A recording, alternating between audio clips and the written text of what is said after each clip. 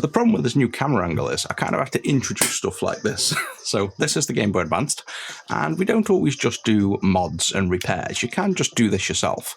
So what we sell is kits such as these shells. So we have loads of different colours you can buy from us. I'm just going to show you how easy it is to do yourself. You don't need any tools, you don't need to buy screwdrivers, you don't need soldering irons. It's as simple as just opening this kit up and reshelling your console. So let's just take a look. The first thing you'll need is an actual Game Boy. So I've just got a Game Boy here, chuck some batteries in it and make sure it at least turns on.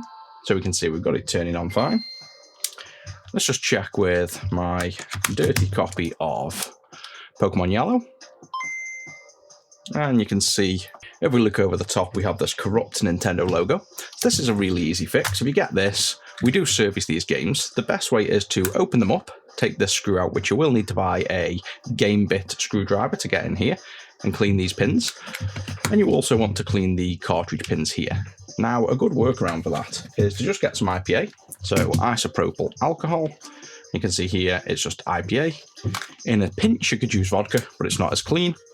Spray some in the cartridge port, get the console, and just insert and remove, usually about 20 times, I say.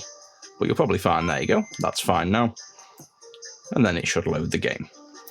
Now, obviously, you want to probably clean this better, so the best way would be when it's open to give it a vinegar bath or a scrub on the pins. But this video isn't meant to be about the repairs, so let's just take a look at doing a reshell. So if you buy one of the kits from us, I've got a crystal red here. We do many options and many colours. And in the kit, you're going to get an optional USB-C battery cover. So when you use the clean juice in the back here to have LiPo batteries, you can use this. We've got buttons that match a specific shell colour. So these ones come with black rubbers and black buttons. We've got our branded lens. If you don't like our brand, we do sell the Game Boy Advance one separate, but we include ours in the kit by default. This is a tempered glass lens as well. We were the first people ever to make tempered glass lenses for Game Boy Advanced. Now, obviously, it's pretty much standard with every manufacturer. We then have the needed screwdrivers here. So we've got what we need. We can get rid of the box. And here's the good thing. This is what we want to see. So depending on your choice of shell color, this one is our crystal range. So you can see it looks really nice and shiny and all crystally. So see that nice sheen. So to reshell this, it couldn't be any easier. You've got a sticker and screws and a light pipe as well. We want to take our Game Boy now. And if we flip it over, on the screwdrivers, we have one that's a posi and one that's a tri-wing. The tri-wing will be for the 1, 2, 3, 4, 5, 6 outer screws, not including this battery compartment one. So for these 6 outer screws, you can use this screwdriver here. And the included screwdrivers are good enough for the job, but I own one with a bit better grip. And because we do it regular, this one is a little bit easier. So it really depends on your preference, how often you're going to do this. But if you don't want to spend the money on tools, the shell kit comes with everything you need anyway. And now with the posi screwdriver, take out the single posi screw here. And now with those screws removed, we can lift the back cover off. We're not going to keep this, we're going to replace it all, so I'll get rid of this. The same with the screws. Some people prefer to use the original screws, and our kits come with stainless steel screws. So I'm going to use the stainless steel ones. Inside, you can take your first look at the innards of a Game Boy Advanced. So we have the main motherboard here. We have the screen attached here. We've got the trigger buttons, which you can see when we remove them by just simply lifting up. They have a metal spring, which acts as basically the spring. So when you press down, it springs up. And it's just from this metal spring catching on a piece of plastic in here. You can remove those. We're going to replace them. Same with the side bumpers. Take those 2 off. Now to remove the screen, we have a little bail either side of the screen. So you don't want to push too hard because you'll break it off. But if you just gently push either side, like so, that's as far as you need to go. And now that screen ribbon will pull out. So we can use one of the provided screwdrivers and just gently go under and just push out like that. These are quite stiff and firm, so unless you're really firm with them, you're not going to break anything. Now we have 2 and sometimes 3 screws in these. So see this screw hole here that doesn't have anything? Sometimes it does, but usually you'll find most of them have these 2 screws. It's the Phillips screw again, so I'll just get the Phillips screwdriver and unscrew these 2 screws. With those out, the board will just simply lift away, and here is the original board with the original speaker. Everything we're going to do is keeping it stock today, so this won't change. And now what we need from this shell, we've got new rubbers, new buttons, new power switch, but we do need the screen. The trick to getting this out is to hold the shell, like so, and just twist left and right. And then once you've done that, the screen will pop out. You don't want to pull on this too hard, so if it's not coming free yet, just twist or bend up until you can get a finger under, and it's just adhesive that's keeping the screen in place. So this double-sided adhesive here, we can reuse if it stays intact, or we could use a dust guard. With that done now, we will make sure the screen is clean. This one is already nicely clean, so we'll just flip him back over, place him back in the shell.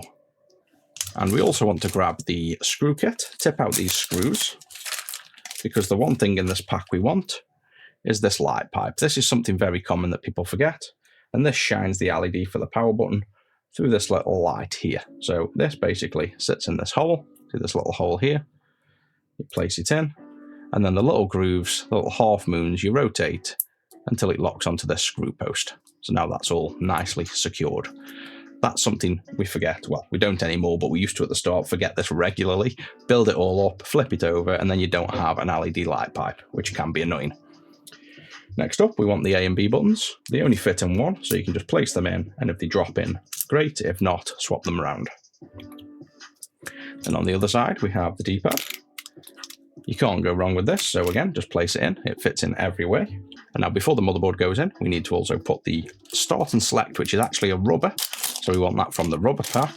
So we'll go in here, and when you push down, the little dimple here goes over this little plastic post here. So that's what kind of holds the rubber firmly in place. The power switch can go in after, along with the bumpers, triggers, and everything else. So all we need to do now is fit the remaining 2 rubbers. We have one for the D-pad, which has 2 dimples here. So one here, and on the rubber, you see the 2 dimples.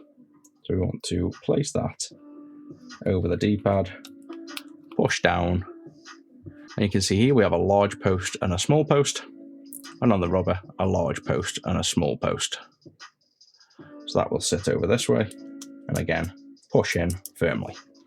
Now the reason I'm holding this in the air is because if we were to rest this on the floor, and you watch these rubber pads, when it rests, they lift up slightly. So see that slight lift up on the D-pad? If you try to now place the motherboard down like this while screwing it together, these buttons are going to be pushing the motherboard up. So you really want to do this in the air, make sure all the buttons are flat, and then you want to take the original motherboard, try to get the speaker in this speaker hole first. So this speaker on the back wants to kind of position it into that speaker hole. Once you've placed it there, you can kind of wriggle around so it roughly drops in. Make sure we keep this LCD ribbon out. So if it's gone under the motherboard, just flip it out.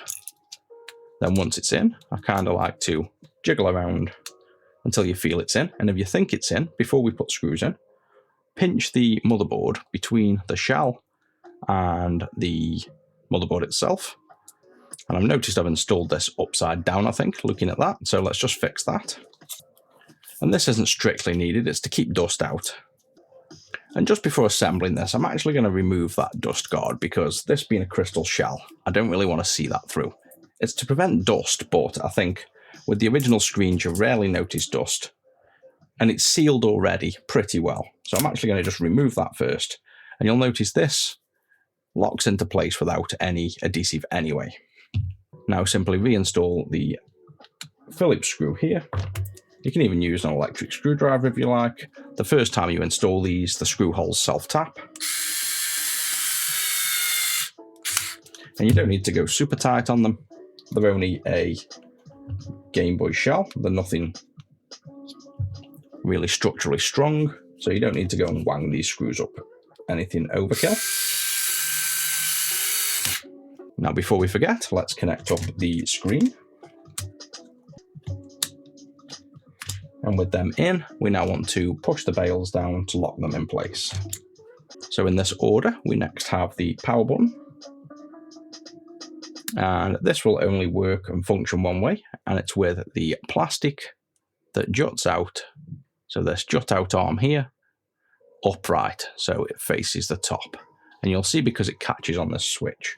So if you install it wrong and you slide this switch, then it won't actually move the power switch. So you can't go wrong again unless you really don't notice that. Now for the triggers, what I like to do is, you'll see on the top, left and right, but remember you're holding this upside down. So what is left is actually right. This metal spring slides in. So you push it through this hole blindly, basically. And then you want to lock this dimple in with this dimple here. So you're pushing the metal prong through blindly, and then you kind of wriggle about until you feel that lock in to the dimple. And now it's in place. So that's now a working trigger. So it's fairly easy to do, or it is once you've done it a few times, but you can't go wrong. Pass it through the hole and then kind of push down until you feel that lock. And then again, just remember these are free to just move up and down until the back shell's on. But if you keep it in place now, that's almost ready to go. Finally, the bumpers. You'll see one has a hole, which is for putting a lanyard through. That goes on this side, which is the left side when it's facing forward. And it's also indicated by this cutout in the motherboard. The other side's then the same, just without any cutout. And that's all ready to now screw together. So the last step on this is to grab the back cover, place it over, and these battery springs need to be level and not bent because they're going to pass through these two holes in the shell. So you could start by seeing that it's almost passed through there, close over, and in we go. If we take the back cover off, you can see here that you can see the battery springs have passed through successfully. It's all now nicely together. So while I'm keeping this pinched, we'll flip over and put the remaining screws in.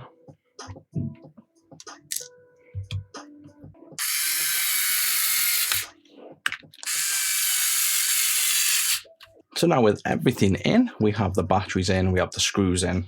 So now let's just put the back cover on. You can see we want to try and keep this crystal one clean because I've got greasy fingers this morning.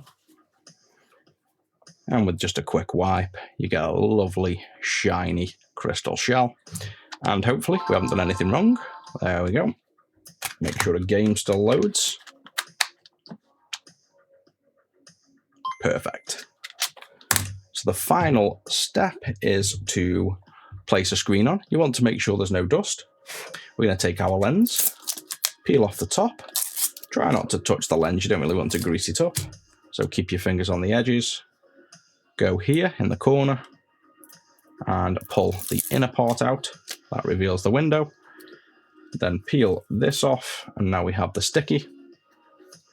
Flip over. Make sure you have no dust before you drop this. And then once you're happy, drop it into the shell. I tend to hook it like this, and if you've got dust, you can use a dust blower. Once you're happy with that, you drop this lens down and push for the adhesion to stick the lens down. Then wipe over with a cloth. And one final step is the new sticker on the back. We do custom ones of these if you wanted one making with your own design on. Otherwise, I tend to just place this over by eye, like so. And there we have our brand new crystal red Game Boy Advanced. So that's a nice big upgrade from what the shell originally was. And if we take a look at what the shell looked like originally, this dirty Arctic blue, which has now gone all yellow, and we now have this lovely crystal red. So you can see a nice comparison there between the two shells. So the last step is just to test and play a little bit of the Pokemon. On the Advanced, you could also use the triggers to expand and collapse the original Game Boy square ratio into stretched out. And just remember, these don't have any backlight, so this is under studio light, but if we turn the lights off, these are difficult to see. You can't really see very well.